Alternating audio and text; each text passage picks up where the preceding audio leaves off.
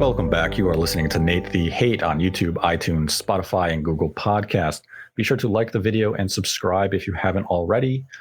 And I'd like to welcome in my co-host, as always, Modern Vintage Gamer, who is celebrating the release of Quake HD on Xbox, PlayStation, Switch, and PC. It is available now on all those platforms. It's also on Game Pass. It retails for $9.99. And welcome in, MVG. What's going on, Nate? Great to be here. Appreciate the kind words on Quake. Yeah, go check out Quake if you haven't already. It's a pretty good update to the game that you may or may not have played back in 1996. Yes, it has been a long time, but that is a very humble take. The port is fantastic. It's smooth. It plays well. It has online cross-platform multiplayer. So if you have a Switch and your friend is on Xbox with the Game Pass version, you can play together, and that is a highly sought-out feature with modern games. So people should definitely give Quake a look. And if you want a physical copy of Quake on the Nintendo Switch, Limited Run Games will have pre-orders. I believe they opened today. They did. So you can secure a copy right now on Limited Run's website and get yourself a physical release of history. And today's episode is dedicated to the Zelda Sensei. Thank you for your support and generosity. If you'd like to support the channel, we have a Streamlabs link in the description below. You can make a donation of any dollar value, ask a question. We will answer it at the end of the episode. Donate $100 or more. We will dedicate the episode to you. And today's episode is once again dedicated to the Zelda Sensei. Thank you again for your support. And we have a big topic to go over today. It's not Gamescom. It is something that may or may not be happening in the near future, and it is in regards to Nintendo's infamous Nintendo Switch Online service. As people know, September is when the service began several years ago, and back in 2019, it is when Nintendo introduced Super NES games to the service, and earlier that year in 2019, data miners found 4 emulator types in Nintendo Switch Online. 2 of them are accounted for. They are the NES games and Super NES games, but there are 2 that remain unaccounted for, and those are Hyoku and Count. And today we are going to talk about what these 2 emulator types may be used for and whether or not we have something to anticipate in the coming weeks. And we're going to start this off by jumping right into it and saying, MVG, what do you think Hyoku and Count may represent in terms of hardware for Nintendo Switch Online? Well, I mean, first of all, let's talk about the 2 that already exist for the people that aren't familiar. So there is Canoe, which is the SNES, and this is the same emulator that was used in the SNES Classic. And then there's Kachi Kachi, which is the NES emulator that was also the same emulator that runs the NES Classic. So Nintendo is reusing the same code, porting it over to the Switch, and then packaging that up as the NSO service.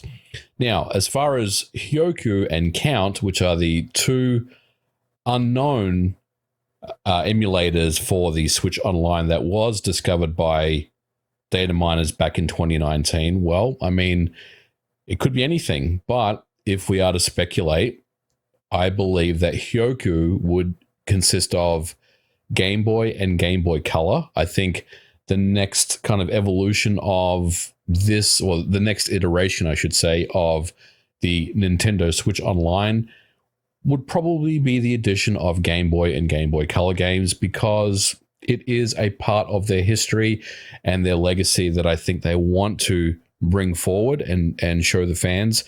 And it's also something that wouldn't take them too much time to get up and running on the service.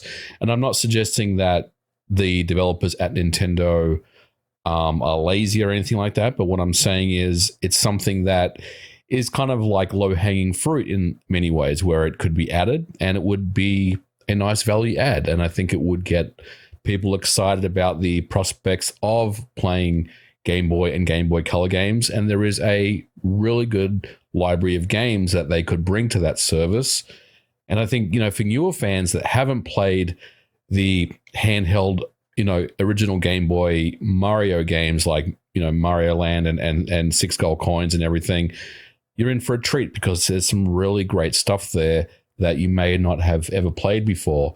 So I think for me, Game Boy and Game Boy Color would be the next iteration. But where it gets interesting, Nate, is I think that Game Boy and Game Boy Color is one entity. And I think either Count or Hyoku would be one of those, which means there's still one left, right? And what could that be? Mm-hmm. And at that point, we're saying, well, is it Nintendo 64, or is it Game Boy Advance, or is it GameCube, or whatever?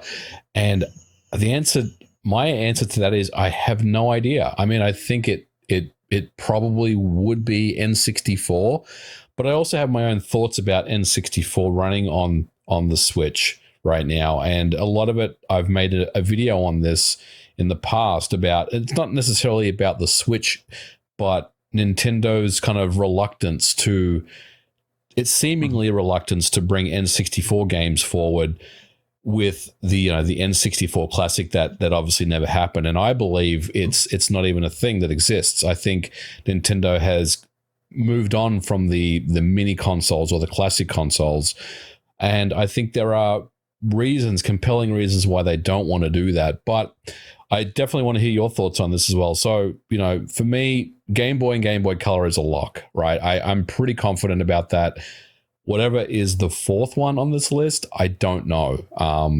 If you ask me, what do you think? I would probably be leaning towards Game Boy Advance personally, but I also have some questions around Game Boy Advance that kind of doesn't fit right with me as well. But I do think Game Boy and Game Boy Color is definitely a lock for this service. Yeah, I believe that Hyoku is very likely referring to Game Boy and Game Boy Color. And as you mentioned, I believe the two will be one entity. I don't see Nintendo splitting them up, because even when you look at Nintendo's own internal tracking, they counted the systems as one of the same. Yep. They didn't treat, even though the Game Boy Color in some internal material that you can find online, they do call it a successor. They do, yes. But when you look at overall sales for that Game Boy line, they include Game Boy Color. They don't count them as individual SKUs. So I feel as though Nintendo would likely bring both platforms under a single uniformed app on Nintendo Switch Online. They wouldn't want to separate them. And as you mentioned, some of the games on the Game Boy line, be it Game Boy or Game Boy Color, they are iconic parts of Nintendo's legacy. And one title that you didn't mention, and I'm glad you didn't, because I get to mention it, is the fantastic Donkey Kong 94. Oh, yeah. It's excellent. Excellent. And when you think of these types of games, as you mentioned, the Mario Brothers games, Donkey Kong, Tetris. Yep. These are games that really defined the Game Boy line. Like, yes, there are some other titles, be it Perfect Dark, Metal Gear, a title not many people remember. And these are games that are very, very unlikely that will come to this type of service. But Nintendo's legacy on the platform is iconic. There are several Zelda games, including Link's Awakening, which was remade for Nintendo Switch. But there's also the Oracle Zelda games. Yep.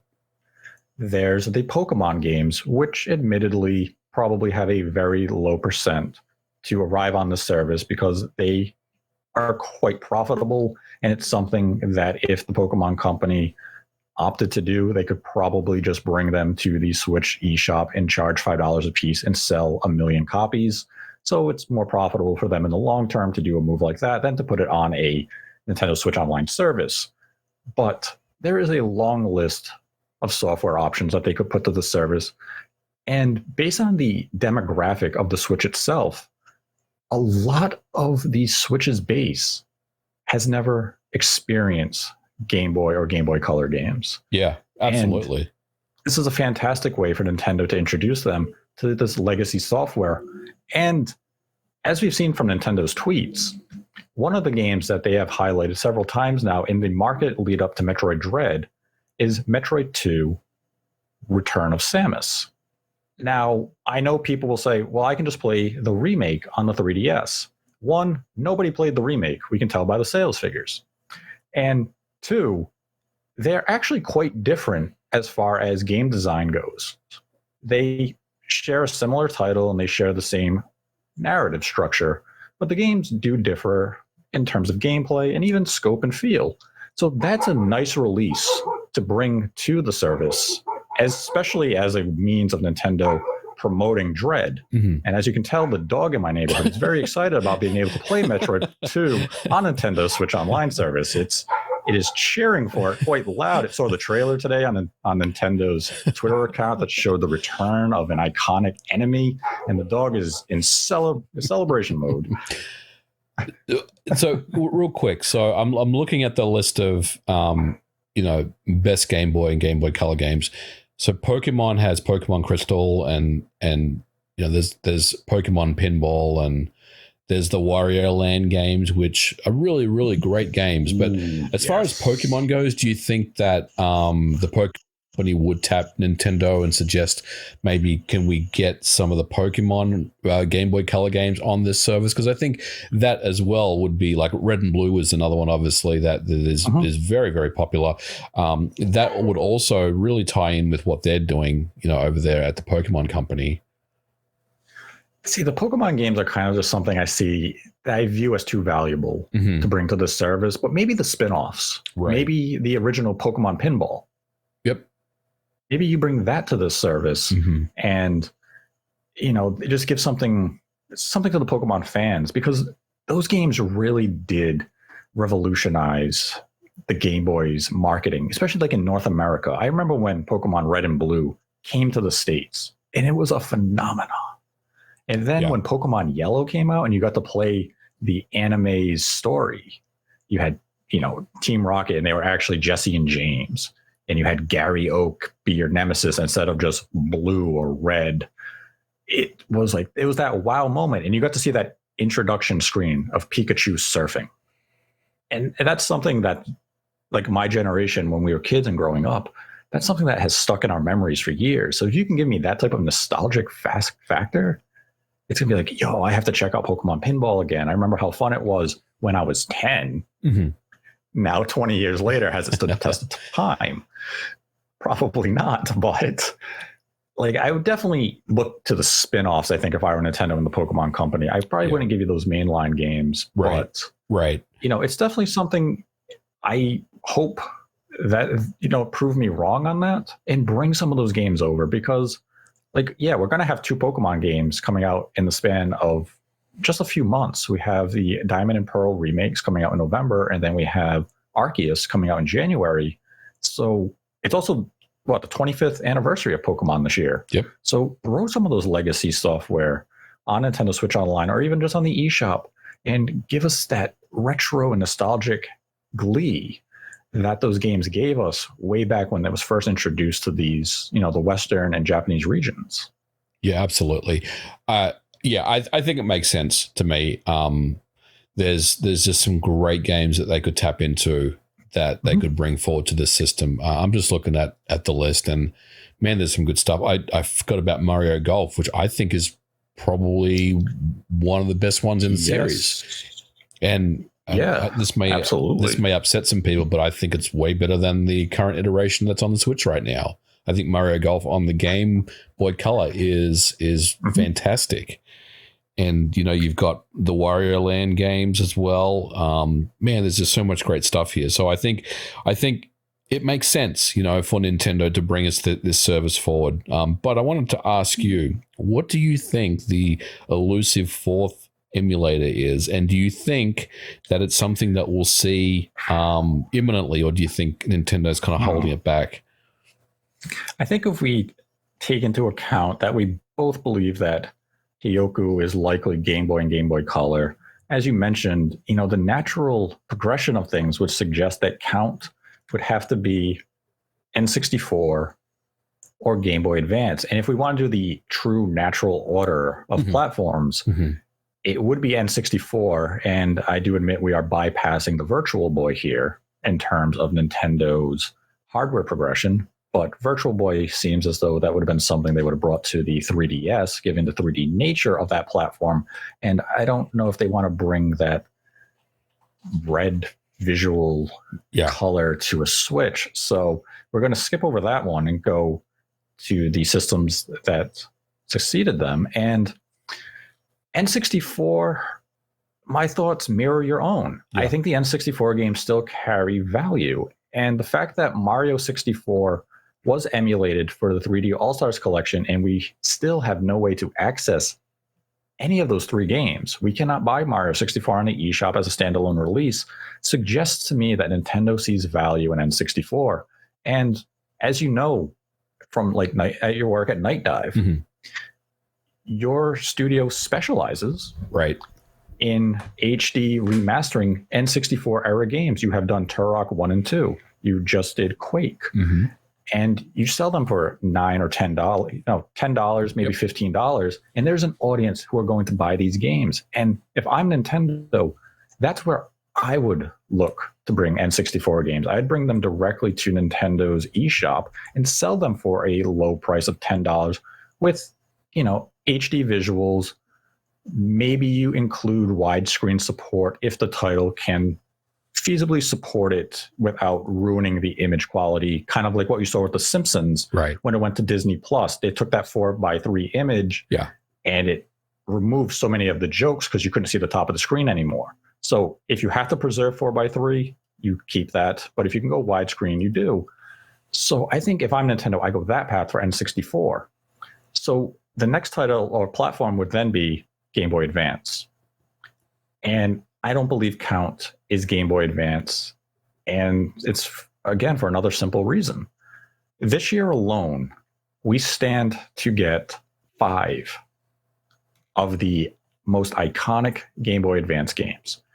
One in the form from our friends at M2 with the trilogy of Castlevania Game Boy Advance games, with Circle of Moon, Harmony of Dissonance, and Aria of Sorrow. And we then have Nintendo with the collaborations of Way Forward, bringing Advance Wars 1 and 2. Now, these were pinnacle games to the Game Boy Advance library. The Castlevanias are highly regarded. The Advance War games are beloved. I don't believe Nintendo and Way Forward would have gone out of their way to remake these games for the Switch. And I don't believe M2 would have gone out of their way to HD these Castlevania games if there were plans to bring Game Boy Advance to Nintendo Switch Online. Yeah, I agree with you. Like, I mean, it's hard for me to imagine that Game Boy Advance is the 4th emulator based on what you said. I mean, at the end of the day, there are going to be companies out there that have licenses to these old games that ran on Game Boy Advance that would rather just do it themselves because they're going to get a better return on investment on sales of that particular collection of games that they decide to bring out. And I think you're right.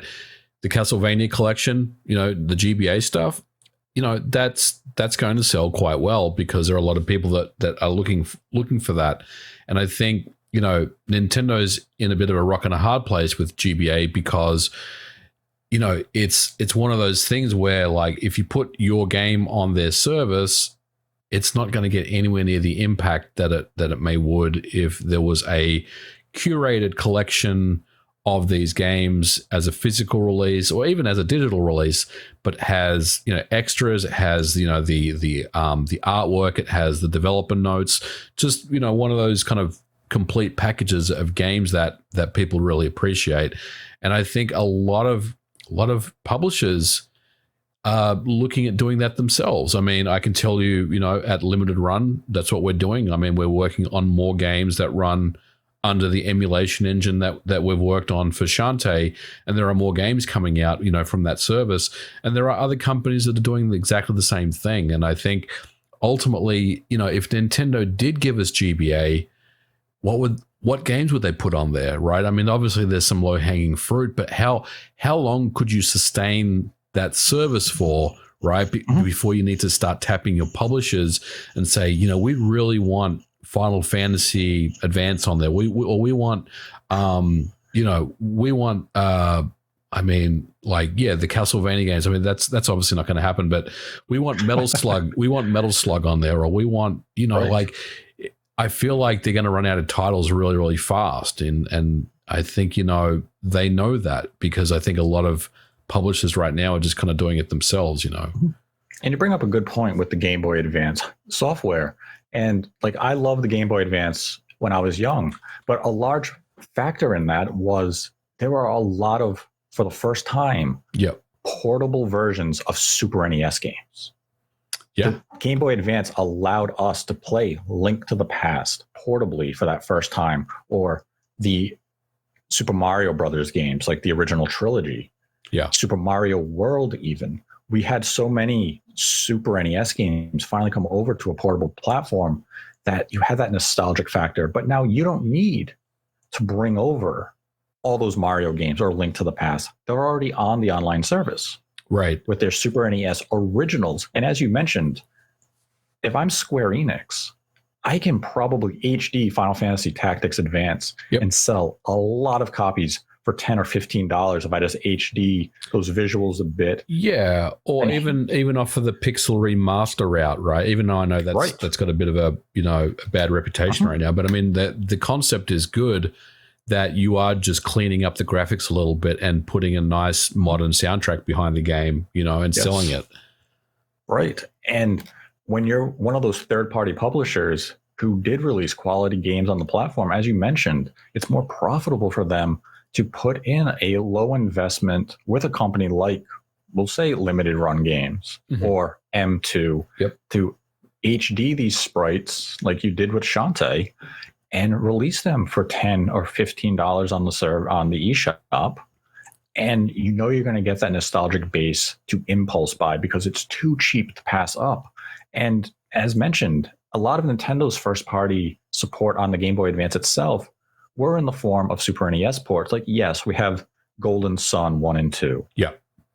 There are some titles that I would love to see come to the service. F-Zero. But yeah, the F-Zero game, both of them. Yeah. Were there 3? And I think there was one that didn't come over to North America. It stayed in Japan because it was based on the TV show that America simply didn't care about.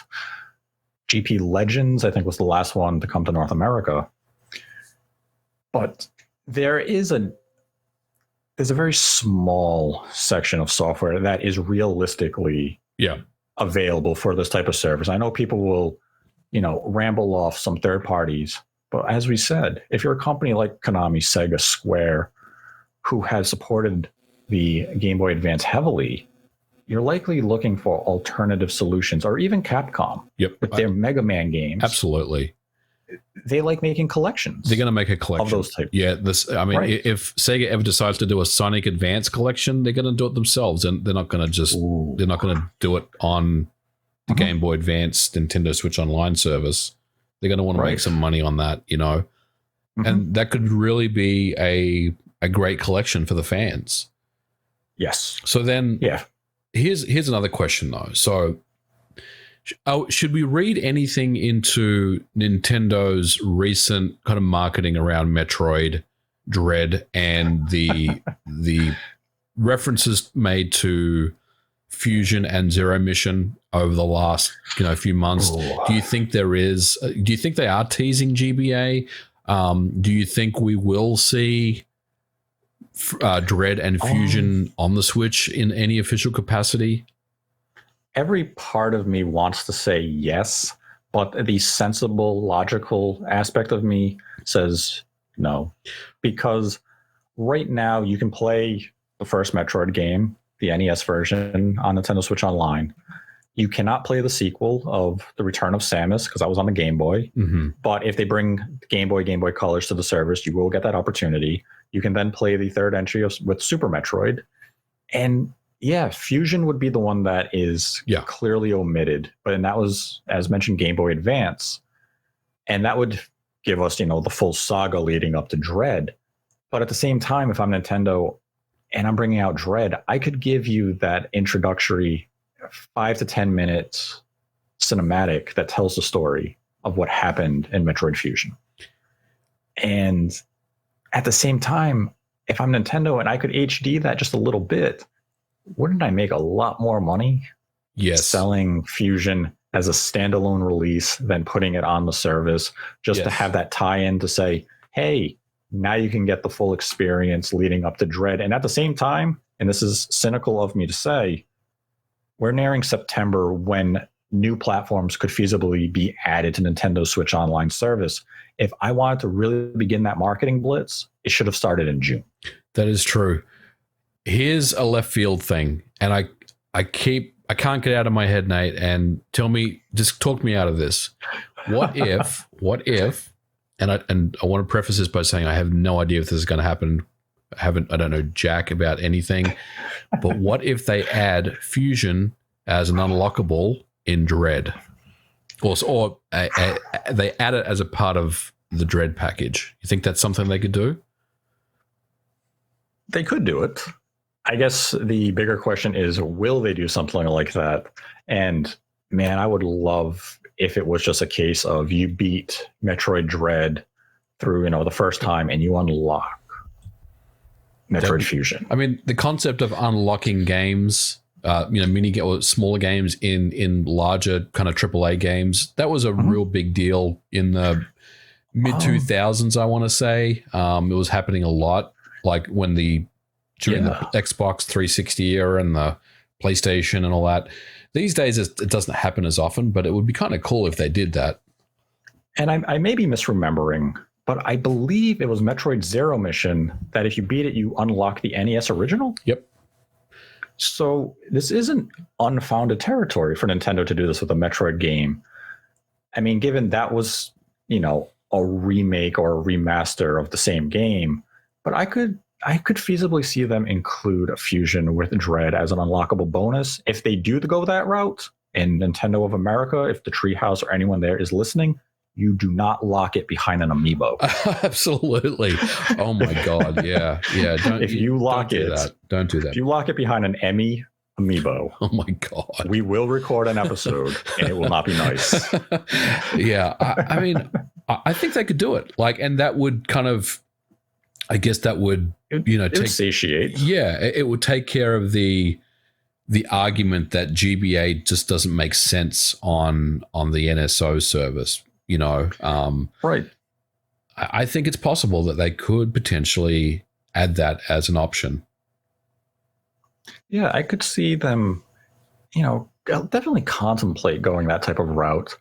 And, as we've been saying, Count right now is a mystery. I would say we kind of put the nail in the coffin of N64 for what I would call reasonable reasons. Yeah. And even Game Boy Advance, I think what we're viewing from a business standpoint makes logistical sense. So what is it then? Is it GameCube? I mean, GameCube, we know that they have an emulator for GameCube. Correct. I mean, but at the same time, we also know they have the emulator for N64. Right.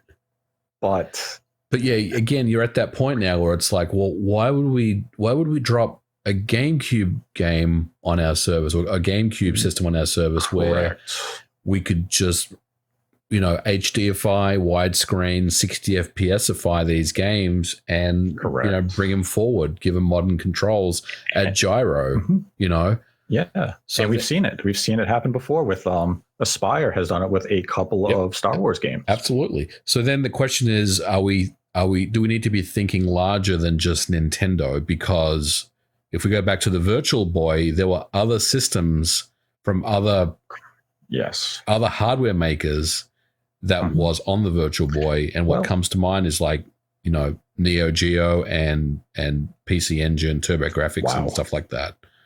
See, I was thinking still within Nintendo's family. I was thinking maybe Game & Watch. Interesting. It could be Game & Watch. Nintendo has been leaning into Game & Watch a little bit the last couple of years for the anniversary of Mario and Zelda. They keep making a Game & Watch version.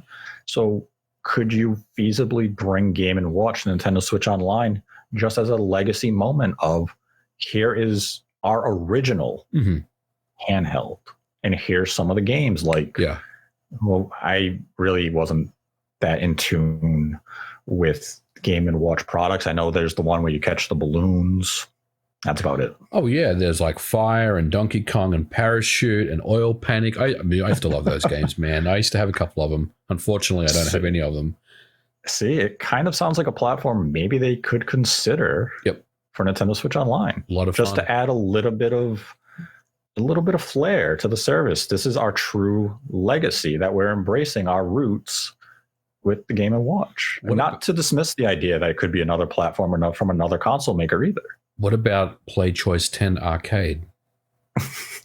All the Versus games. I know they've already done a couple of Versus games already, but you know, versus Donkey Kong, versus Castlevania, versus Excite Bike. Wow. Could happen. But that could happen. I agree with you. I mean, I think anything beyond kind of N64 is just doesn't make sense, you know. Right. Like with and N64 is tough too, because obviously you've lost the Rare license, right? Automatically. So you're not getting any of those games. And that's kind of the bread and butter. I mean, you'd get Mario Kart 1080 and Wave Race and stuff like that, but you're going to run out of that stuff real fast. And then all of a sudden it's like, oh, we don't have the Rare games at our disposal. So why do we have this service again? Yeah. You know? Ooh.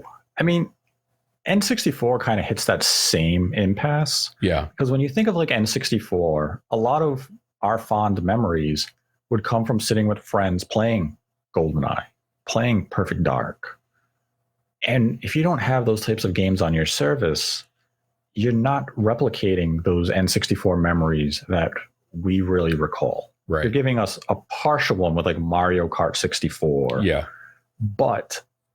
And at the same time, you're also may not even get Mario 64. Right. Because you just had it in the 3D All-Star collection. And there was some talk that, you know, after Mario 60 or Mario 3D All-Stars had left last in March, that maybe it would return as part of the Switch Online service, but I don't think that tracks for me. That doesn't sit right with me at all. I mean, I think if you still want to play 3D All Stars, you can today, at least at this point, still get copies of that game. You know. Yeah, Nintendo shipped 10 million copies. You can still find them at most retailers. It appears that they overshipped it by quite a high percentage, which I'd rather see them overship than undership. So I applaud them on that one. And yeah, I don't believe those games will come to Nintendo Switch Online. And for the same reasons as I had said earlier this year and even last year, once you do an anniversary collection like that, if you set the precedent that you wait 6 months or a year and we will bring the games to our online store, you can never do that release again. Right. And people had also made that argument for Fire Emblem. That's a good point. Because it was on the eShop for, what was it, $5?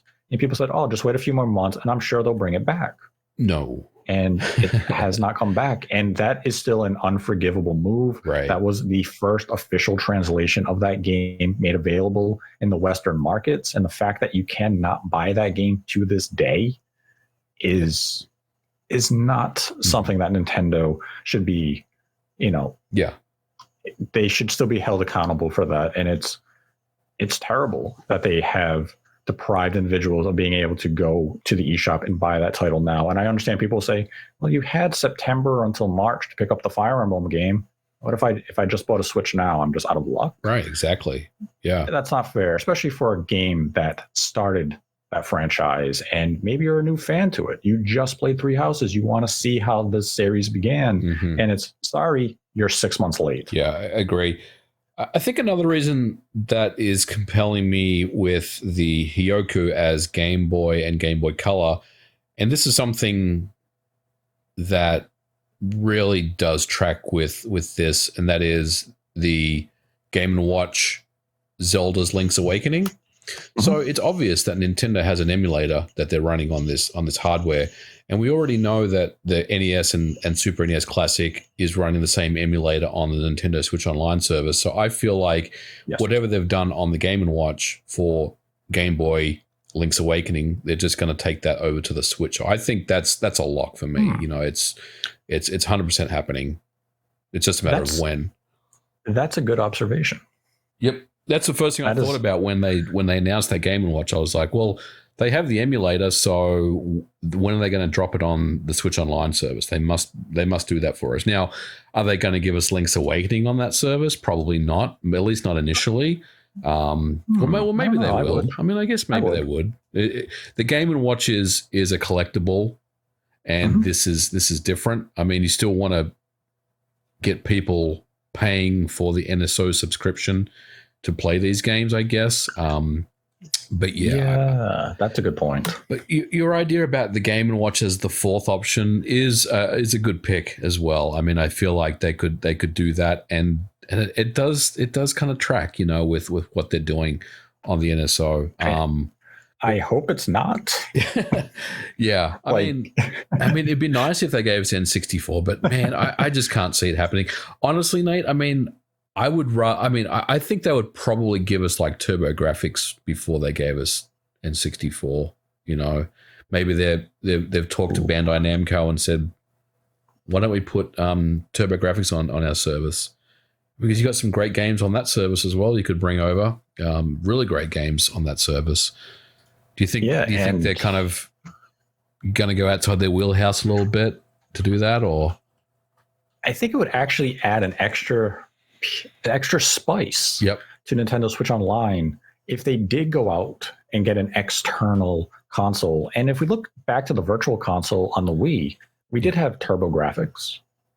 We had, Sega. Yeah. We had all these other platforms. So it's nothing that's unprecedented for this type of service from Nintendo to reach out to other console manufacturers to bring their hardware to the service. So I would say something like TurboGrafx isn't unfeasible, and it does add an extra layer to Nintendo Switch Online overall appeal. Like, obviously, Nintendo's not going to Sega and getting like the Dreamcast. Right. Could you imagine? Oh my God, that would be something. That would be something. Yeah, I mean, and you're also not going to get the Saturn. We know Forever Entertainment is actively working on like House of the Dead 1. They did Panzer Dragoon. They're working on Panzer Dragoon 2.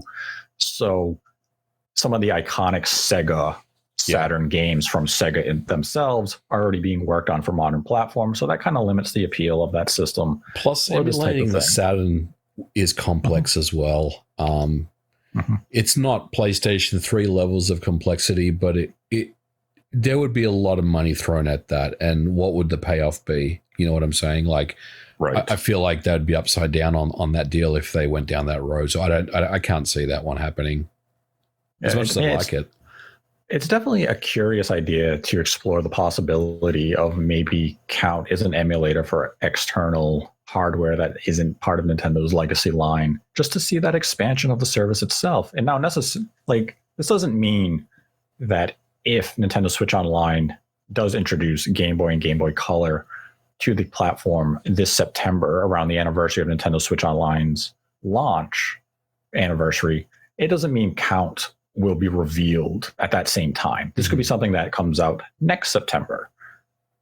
But the fact that it was already in the database for data miners to find 2 years ago does suggest that, at least in my opinion, that Nintendo may have only forecasted that they want to bring 4 platforms to the service and then call it quits. And I believe that kind of reinforces the idea of making Game Boy and Game Boy Color a single one under Hyoku and leaving that 4th final one of Count being the last additional piece of hardware, be it TurboGrafx, or maybe Nintendo does consider Game Boy Advance next year, or it's something, as we said, like Game & Watch. Yeah, it'll be interesting to see where this goes. I mean, I can't see N64, I can't see GameCube, and I can't see GBA. I think, honestly, I mean, you're saying it could be the Game & Watch. That's a good pick. I feel like they're going to maybe expand it with maybe TurboGrafx as the next thing. GBA is just, it just doesn't fit for me. You know, they're going to run out of games fast once they've tapped the games that they want to put on that system. But I guess the counter to that is, well, they've done a very similar thing to the Super NES Online, where right now it's just kind of shovelware games they're putting on there, which some of them are good, but the problem is a lot of these games you've never heard of anyway, because they've already kind of gone through their list of heavy hitters. So maybe they could do the same thing with the GBA, but I feel like the kind of the amount that they can pick from is a lot smaller than the Super NES or the NES Online at the end of the day. Yeah, and I think with Game Boy and Game Boy Color, there's a lot more first-party options. Nintendo was really at their creative peak with a lot of those games, and you also had major third-party developers who collaborated on a lot of the Game Boy games, like the Oracle games for Zelda. Those were developed by Capcom. Yeah, absolutely. Which a lot of people may forget. And you also had games from like Square Enix, who they have brought some of their Game Boy and Game Boy Color games into collections like The Legend of Mana and stuff like that. But they could still feasibly put those on Nintendo Switch Online because those collections have been on shelves now for a year or more. So maybe their value has declined and they want to spark some new interest. But, as you said, I don't believe we'll see Game Boy Advance or N64 or GameCube. No. If Nintendo wants to stick just to their legacy, I could see it be, a Game & Watch for Count, and Hyoku just be Game Boy and Game Boy Color. Yeah. And maybe you do go that external route, which I would definitely welcome for Nintendo to expand it a bit. But for the final question I have for you, do you think Nintendo announces additional hardware for Nintendo Switch Online this September around the anniversary of Nintendo Switch Online's launch? Oh, I don't think so. I don't think they announce additional. You mean like, what would they announce? I mean, like, do you mean some type of new controller or something, or just the addition that Game Boy and Game Boy Color will be added to Nintendo Switch Online, like some new Joy-Cons, some Game Boy Color Joy-Cons or something? Ooh. I don't know if they'll go that type of. Maybe. I'm not really sure what they could give us. I mean, I guess they could, because Nintendo always likes to do stuff like this. But I'm not sure what that would entail. I mean, are you talking about like a new limited edition Switch model around it? No, I think that's no. I could see maybe a Game Boy style Joy-Cons, because every other piece of hardware we've had, like we had the NES controllers, right? Then we had the Super NES controller. So maybe Game Boy style, or what if they give you like a Game Boy controller and just the screen is just a static Game Boy screen that you can play wirelessly? Yeah, that'd be kind of cool. I mean, I'd probably buy that. I mean, I think they may have something else to show us, when the time comes. Yeah, because I mean, I think they want this announcement, if and when this happens, to be a good one, and I think it will be. But I think they also understand that a lot of their, people that own the Switch weren't around back in those days, so I think they really have to sell a lot of people on what the Game Boy is. True. Yeah. I mean, we've seen them do the accessories to try. It helps them make more money and make it feel limited and special, and try to create that authentic experience of the hardware that you're playing, or the software you're playing on your Switch hardware. So I expect them to try to do something if and when they introduce the Game Boy line to Nintendo Switch Online. But if they are to do it, I mean, September is right around the corner now. It has been 2 years since Nintendo added a new platform to the service. So the time is now for Nintendo to do this. I don't believe they can wait another year to add a platform to the service. It doesn't feel like they can, right? Especially with the anniversaries that we're celebrating this year. I feel like, they really need to kind of strike now with this stuff. Yeah, and if Nintendo does want to use it as a minor marketing tool, September is the good time to introduce a new audience to Metroid: The Return of Samus and get you interested in what Metroid Dread can bring, and at the same time maybe you do bring some of those Pokemon spin-offs, or you bring Donkey Kong 94, the greatest game of all time, to a new generation of gamer, and let us just wrap ourselves in the majesty of that release, because that is a game that is underappreciated, and not many people talk about it, and they should be. It's a great game for sure. And at the same time, I mean, Nintendo does like to use marketing trickery, and Nintendo Switch Online could be another means of marketing trickery. So let's say we have a September Direct where they announce the inclusion of Game Boy and Game Boy Color for Nintendo Switch Online, but you also announce, just as an example, not saying this is happening, you announce a brand new Donkey Kong game for 2022, and then you also say Donkey Kong 94 is coming to Nintendo Switch Online next week. You kind of get like, yo, a new Donkey Kong game. Whoa, a Donkey Kong game is now available on the service I can play. Yeah. Because we already have the Donkey Kong trilogy. Yep. It kind of gets you excited for a prospect that's coming down the line. And that's where something like Metroid 2 Return of Samus could be used. Of, I'm really excited for Dread. Oh, here comes Nintendo with an old school new Metroid game that I have not played. And again, nobody played it on the 3DS, so it's going to be a new game to a lot of people if they bring it to Nintendo Switch Online. Yeah, agree. I mean, I think it's really all about how they market this stuff. And at the end of the day,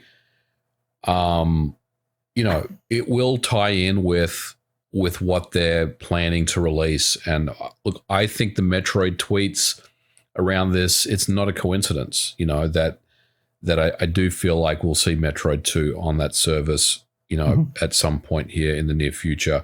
Still not sure about Fusion, but, my pick again is it's going to be a part of the game. I could be wrong, but that's what I'm thinking.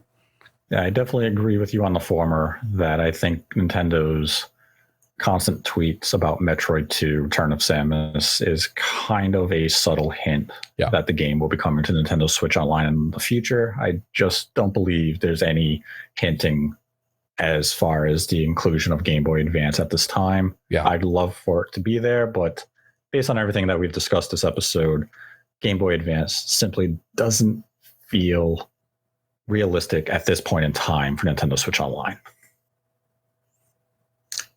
We can now pivot into some of the Streamlab questions for the week. And our first question this week comes from Mr. Stud Muffin, who donated $4.20 and writes, "Always a treat to get a new episode. Keep up the great work. To MVG, I can see why you talked so highly of Flight Simulator. I just moved out of New York to Philly and was feeling nostalgic for my old home. Flying above the streets of Queens, New York was breathtaking." Flight Simulator is a wonderful experience. I love that game so much. A lot of people don't even consider it a game. I'm not sure what you would call it. I like it. And I agree with you. It offers just this tranquil, peaceful experience where you're flying, 30,000 feet in the air, and it's just amazing. I've actually been doing a lot of the landing challenges right now, and I'm having a lot of fun. It reminds me in so many ways of Pilot Wings, and I know people are going to laugh because Pilot Wings was a cartoony game, but a lot of the concepts are very much the same, and that is land this plane as best you can and get the best score that you can. So there's definitely a game aspect to Flight Sim, but overall, I love the game. I think it's excellent. Yes, it is a very fun game. I've flown to like the Azores. I flew over San Miguel, which is where like my father's from. And I also went to a small village in Italy where my great grandfather was born, just so I could kind of see it. Because I don't know if I'll ever get the opportunity in my lifetime to go to Italy and visit the village that he was born and, raised in. And, I hope to one day make that type of trip. But Flight Simulator gives me kind of that out-of-body experience of being able to go there and just, even if I am seeing it from a few hundred feet or 1,000 feet above the ground, just be able to say, like, hey, I kind of went there, and I got to see the layout of the town itself. Is kind of, it's moving to be able to go somewhere that, like, where your family originated and just feel connected, even if for just a brief moment in time. We then had a follow-up donation from Mr. Stud Muffin of $4.20, and they write, do you think the 3DS would have sold more if it wasn't called 3DS? Similar to the Wii U with Wii, I remember years ago thinking the 3DS was just a DS revision. Even though it sold great, do you think that name cost them a few million sales? I own 2 now. I don't know what else they really could have called the 3DS. It is exactly what the hardware was, 3D. And it was a dual screen system. I think the 3DS branding was on point. Maybe Nintendo shouldn't have released like 9 versions of the DS. That's what I think. Maybe they flooded the market a little bit, you know. But I mean, 76 million is still no joke, you know, for just the 3DS, right? Mm-hmm. So, yeah, I mean, they could have called it something else, but I mean, I think it also was clever marketing in that this is the DS, but it has 3D capabilities as well. So, I mean, it's hard to really say, you know, if it was going to be any different. That had a $1 donation from Jackie G, who writes, in a pre-COVID world, when do you believe Breath of the Wild 2 would have been released? Wow. I think it would have come out this year, at the end of this year, for the holiday. And maybe that's a little naive of me to say that, but I think in a pre-COVID world, we got that first look at the game 3 years ago now at E3. Am I right, Nate? Or was it 2 years ago? I believe it was 2 years ago, E3 2019. 2019. I think it would be ready to go for the holiday. Yeah, I think they would have made 2021. I believe their original intent in a pre-COVID world likely would have been 2020, and then it likely would have just faced the inevitable Zelda delay, and it would have fallen into 2021. But I mean, it's really hard to say like in a pre-COVID world, because the impacts of COVID on certain projects can range from anywhere from 3 months, 6 months. In some cases, games have been impacted upwards of a year or more. And we simply don't know enough about Breath of the Wild 2's status when COVID hit in terms of, you know, voice acting, music, Q&A, how much of it was really stalled and for how long. It's hard to say, but I think in a pre-COVID world, yeah, holiday 2021 probably would have been the time we got the project. Then had a $1 donation from Liam Warner, who writes, do you gentlemen think there will be another new Super Mario Brothers game? And if yes, do you think it will come out on current gen? Every installment, except for the Wii version of U, has sold quite well. And hot take, I think U is one of the best 2D Marios. I agree with that. It's not a hot take at all. I'm down with that. Will there be another Super Mario World game? Oh, I mean, the marketing and the numbers suggest there probably will be, but what that looks like and when that will appear, I have no idea. Yeah, it's definitely tough to gauge, because we do have the new Super Mario U port on the Wii, on the Switch, and it sold incredibly well. You would imagine that they're probably actively working on a new 2D Mario for the Switch line of hardware. I'd say their goal may be to get it out this generation, but it really comes down to how long Nintendo wants to keep this generation going. So if let's say we take Nintendo for their word and we get 7 years out of the Switch, which would take us to 2024, then I would say yes, we'll see a new 2D Mario game on the platform. Then had a $5 donation from Junksy, who writes, I asked this on the Spawncast, but John misunderstood my question. No offense to John. I want to know why people think emulation and pirating abandonware games is evil, not if it's legal. Never understood the mindset of needing to buy used at high cost only. I'm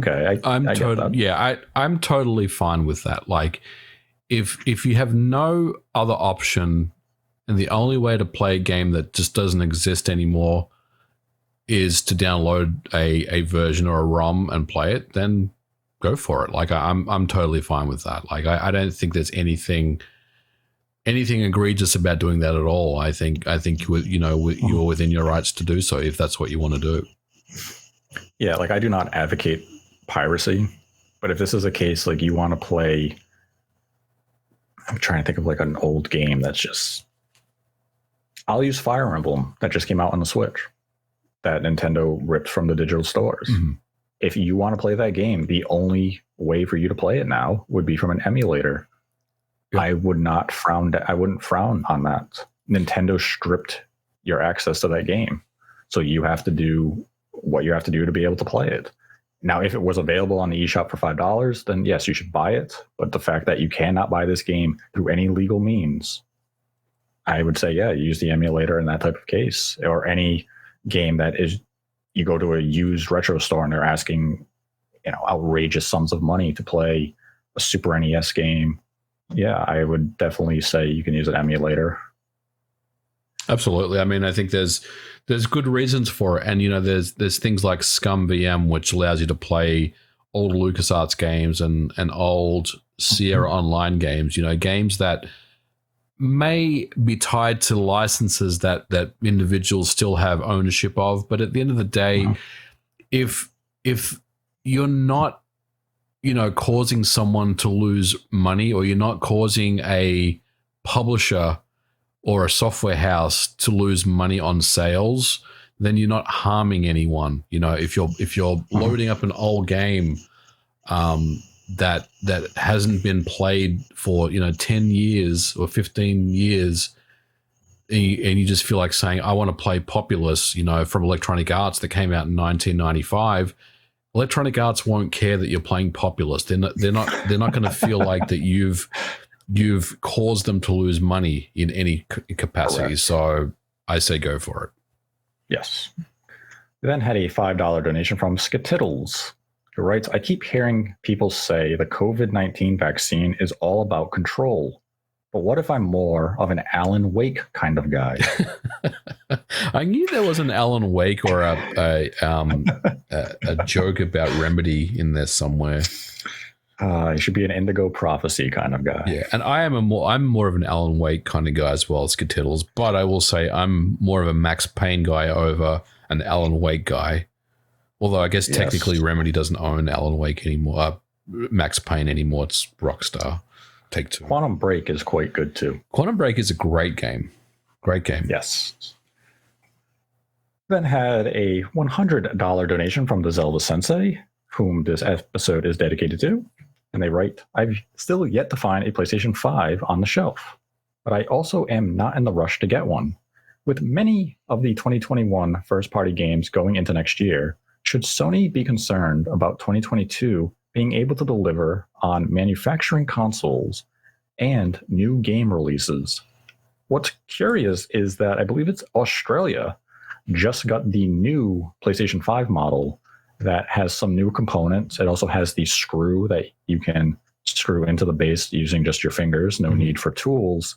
And some of the components have changed, and that the component change is for Sony to more reliably produce units at a quicker pace. So it is possible that moving throughout this fiscal year, we could see an uptick in available hardware. 2022, hopefully we see a change in availability, but I have heard that suppliers are still running into issues that if you did not put your order already in, certain components are coming in 6 months late from original promised dates.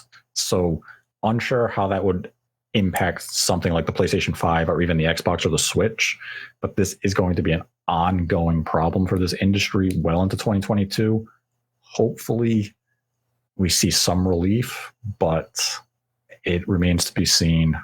I guess we'll find out when these companies begin to give fiscal year forecast for their upcoming year, come in March of 2022, we'll have some sense of what these companies are seeing from suppliers and overall component.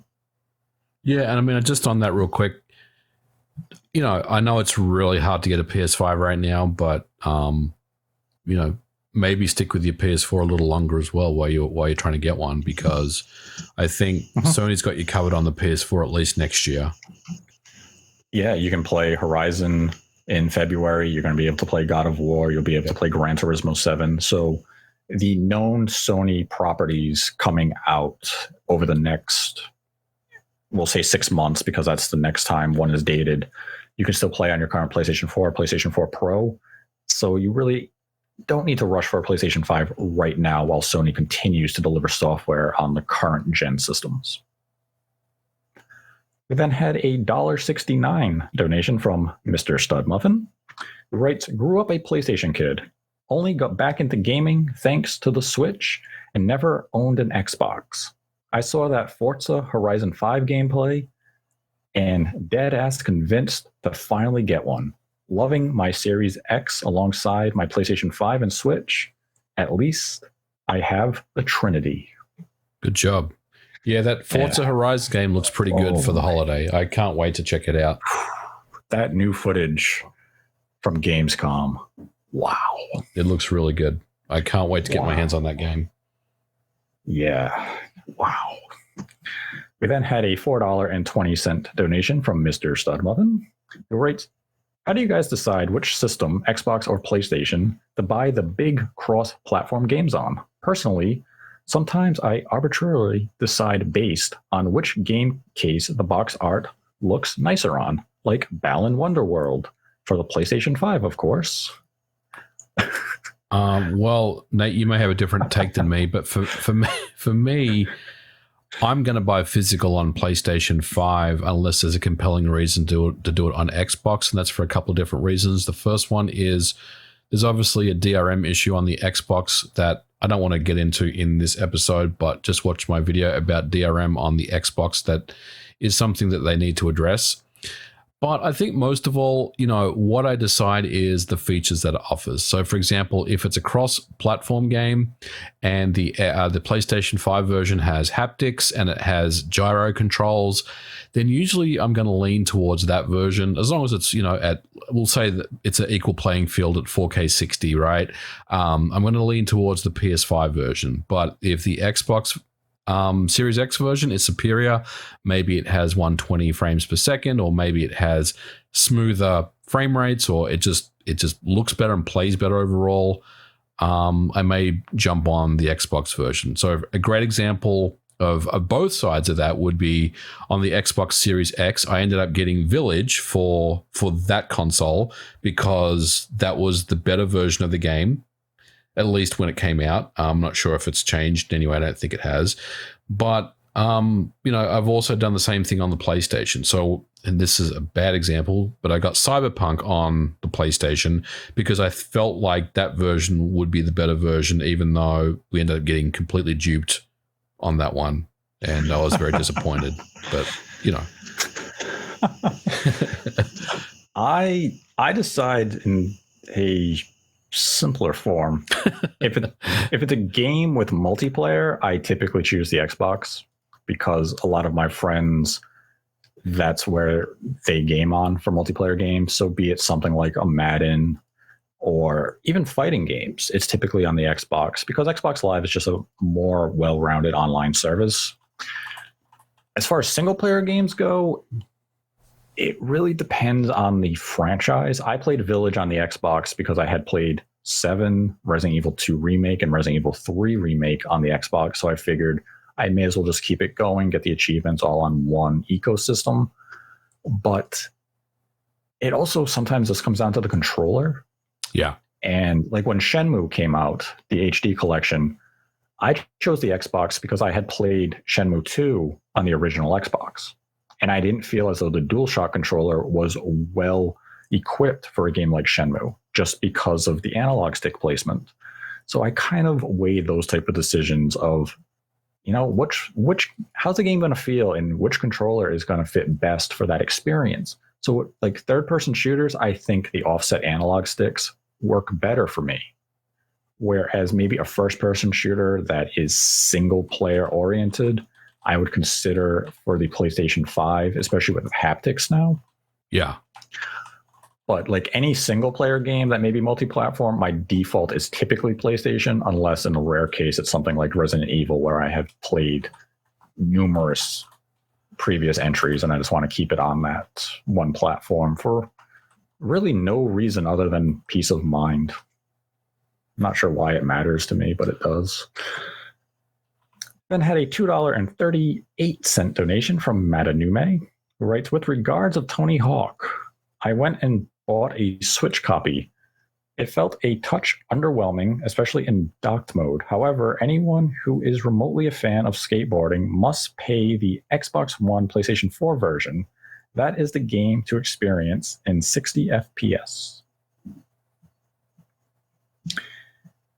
Then had a $1 donation from Mint Sake, who writes, hi Nate and MVG, big fan of the show and wanted to congratulate MVG on Shantae and Quake. Thank you. Who are some industry insiders that you guys respect and trust that should be on our radars? P.S. I look forward to seeing what game MVG is working on next. I think I like Jeff Grubb. Jeff Grubb is a friend of the show and someone that usually doesn't miss. So I think, I would consider him a good insider. I also think on the kind of more on the Xbox side, Jez Gordon does some great stuff. I don't know if he would want to consider himself an insider, but usually he has some pretty good scoops on what's going on over at Microsoft. What comes to mind is, the Halo release date, even though I think Xbox leaked that themselves. But I think Jez probably had some knowledge of that as well. So, for me, those two kind of stand out. Nate, do you have any others that you come to mind? It's hard, especially with that terminology, industry insiders. Right. Because Jeff Grubb, I consider him, like a journalist. Yeah. And he's just doing investigative reporting and he's coming out with the scoops that just happen to be about announcements or release dates. What is an insider exactly? In truth, yeah, it's a community label that they put on somebody. But what does it mean to you? Does it mean like someone that works at a particular company that's kind of leaking info to journalists? Wouldn't that be an insider? Technically, yes, because that's the thing. I wouldn't consider Jason Schreier an industry insider. He's in the industry, right? Works in the industry, so he's going to make these contacts, and that's where I understand the question isn't supposed to be this deep. Sorry. But yeah, there's a lot of people in the industry you can look out to and respect the work they do. Like MVG has mentioned, Jez Corden, Jeff Grubb, Mochi at Bloomberg, Jason Schreier at Bloomberg, Imran Khan of Fanbyte, Rebecca Valentine at IGN, Brian Altano at IGN. There's numerous individuals that you can respect the work that they are doing for their respective outlets and the information that they share with the community. I don't know if I would, necessarily brand any one of them as industry insiders. I would just brand them as shining examples of what this industry should aim for from employees and reporters in this field. Yeah. And had a $6 donation from Karike, who writes, great job, guys. Just moved to Perth. MVG, are you in the States or in Australia? I live in the US, but Perth is a beautiful city, and I'm sure you will love living over there. Great place. And that was the final Streamlabs question for this week. If you'd like to support the channel, we have the Streamlabs link in our description below. Make a donation of any dollar amount. Ask a question. We will answer it at the end of the episode.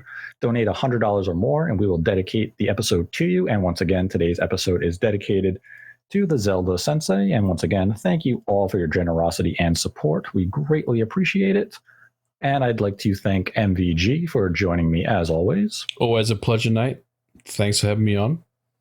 Always a pleasure having you. And be sure, everyone, check out Quake on PC, Xbox, Switch, and Game Pass, as well as PlayStation. It is $9.99. You can secure a physical copy on limited run games right now. And let us know your thoughts on the future of Nintendo Switch Online and whether or not you think Game Boy Advance could be coming to the service as early as this September if Nintendo decides to update Nintendo Switch Online with new platforms for the anniversary of the launch of Nintendo Switch Online. And until next time, continue to embrace the hate.